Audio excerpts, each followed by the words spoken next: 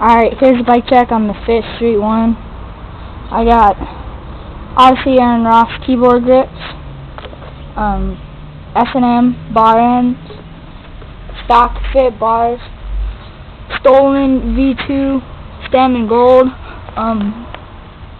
FSA headset, got some Fit stock forks, Alienation rims in gold, Alienation hub, Fit Street 1 frame, got a Fit pivotal seat PC, Fit gold seat post. My cranks are Fit Flow, Eastern Medusa Light sprocket, Mechanic half length chain gold.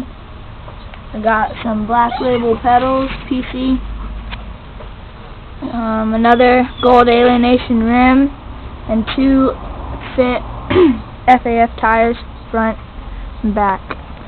That was my bike check on the Fit Street 1.